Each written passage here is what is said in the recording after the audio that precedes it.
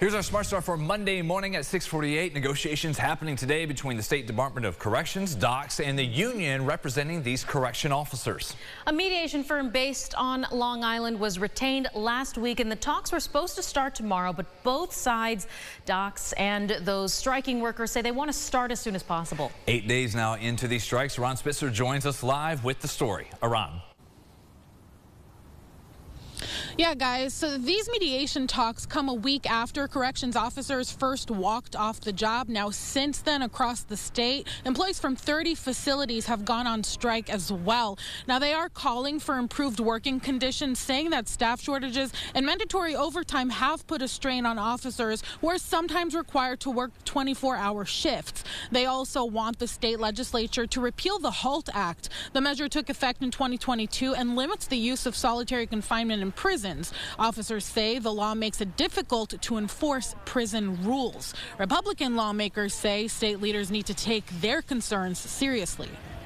It needs to be fixed right away, that they have a good dialogue and that the corrections officers are listened to and that their concerns are actually listened to. That's why these protests are happening, is that they're not being listened to by the administration.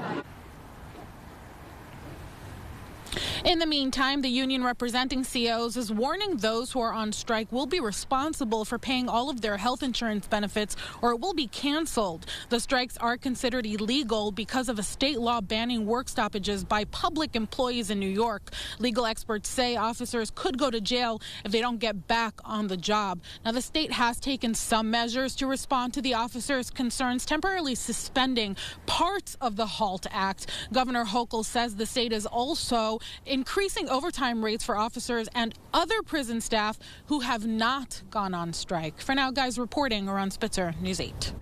Aran, thank you again. Talks happening today. At the same time, loved ones of those being held currently in prisons are raising concerns about their safety. The National Guard was brought in last week to staff prison sites. Some argue they don't have the right training to do all this. Visits at the facilities have been canceled until further notice.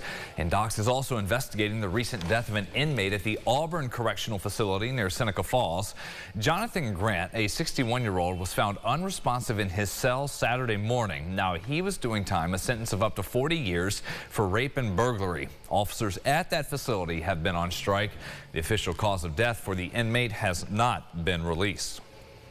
We also have some insight from a former inmate at Collins Correctional Facility in Erie County. He tells us that nonviolent deaths in prisons are common, but then after hearing about this one that happened in Auburn, he's worried the recent strikes may lead to further deaths.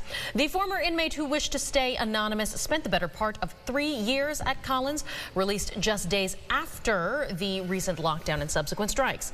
He tells us the strike has left him in constant state of worry for those still behind bars, and he also shares that he was incarcerated with multiple medical conditions that, according to him, were left disregarded. It happened right outside my cube where an inmate had mentioned that he was, feeling that he was going to have a seizure. He knew what that felt like when they came on. CO said there's nothing we can do about it until you have a seizure. When he did have a seizure, the COs were kicking at him and telling him to wake up and quit faking it. You should not be using medical as a punishment. You're in prison. That's your punishment. We'll, of course, stay with us throughout the day for updates on both the prison strike and the mediation conversations. Happening today, a man is going to get his sentence after being convicted in a July 2022 homicide here in the city. 35-year-old Marlon Williams was found guilty of hunting down and killing Shaquan Parker. Police found Parker shot dead in the backyard of a home on Wellington Avenue, and he had no known criminal record or affiliations, according to the police department. Williams was convicted of murder and 3 counts of criminal possession of a weapon, as police say that he was carrying the murder weapon at the time of his arrest. His sentencing scheduled for 11 o'clock this morning. Also today on the docket, there's a motions hearing for this man accused of shooting another man dead inside of an auto shop in Rock. Police say 24-year-old Angelito Diaz Escalera shot 29-year-old Christopher Romero Warren multiple times September 18th as he was working inside his shop on Hollenbeck Street. The suspect was arrested at the end of October on an unrelated count. He's now facing murder and criminal possession of a weapon charges. He's due in court at 9:30. The trial also continues for the Rochester man accused of killing another man during an argument on Genesee Street 2 summers ago. Police say 21-year-old Stephon Jefferson, there on the screen, shot and killed 38-year-old Dwayne Hall Jr. in July of 2023. These investigators say the two used to live in the same neighborhood, and they believe the homicide stemmed from a previous dispute. Jefferson faces 15 years to life behind bars for murder and criminal possession of a weapon charges. He previously pled not guilty to all of these. About an hour from now, a strike begins for professional and clinical workers at UR Medicine Home Care as they protest what they're calling unfair labor practices. What they're asking for is affordable health care coverage and other demands, they say, to help recruit and retain employees. These caregivers, though, accuse managers of being disrespectful in response. They argue instead of negotiating, the managers have lectured, intimidated, even retaliated against some nurses, PT therapists, and other caregivers. The one-day strike begins at 8 right in front of the office for URMHC in Webster, and they'll be out there until 4 this afternoon. Well, today marks 3 years since Russia invaded Ukraine, and there are now new questions about who will have the final say about how this war may end. The United States is pressuring Ukraine to pull back on its UN resolution demanding an immediate withdrawal of Russian forces from Ukraine.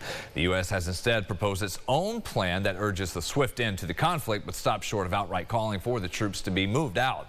Ukraine was left out of preliminary talks between American officials and Russia last week. Across New York today, flags are flying at half-staff, marking 3 years since the Russian invasion. A number of landmarks, including the Fairport Lift Bridge, Empire State Plaza, will be lit blue and yellow in a statewide show of support for Ukraine. Before we get to your weather, headed out here on this Monday, another view from our Greater Rock Sky Eye. We can see everything now to change in the sunrise time. Things are okay on 490 getting in and out of downtown. The one issue we've had is in Greece. Heavy delays 390 southbound from 104 Ridge Road passing down to Lexington Avenue as there's a crash there again, the southbound lanes. All right, James, above freezing. Here we go. Starting out this morning. Yeah, mid-40s this afternoon. I was looking back. The warmest day so far, 2025, was 44 degrees. Okay. That was on New Year's Day. I was about to say January 1. Gosh, Yeah, yes, January the 1. very start of the year. Yeah, so it's we should be able to beat that number.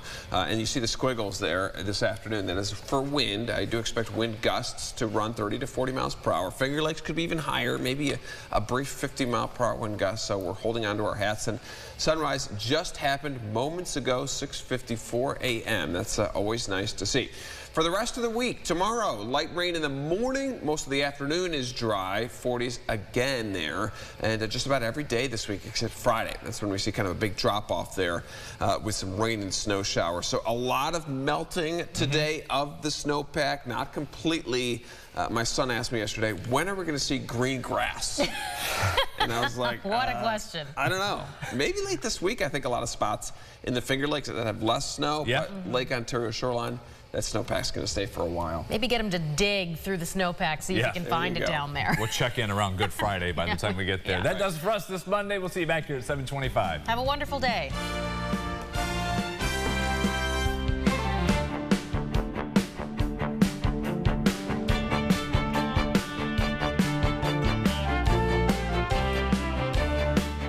Follow News 8 wherever you are on RochesterFirst.com, Facebook, X, and on our app for news and weather.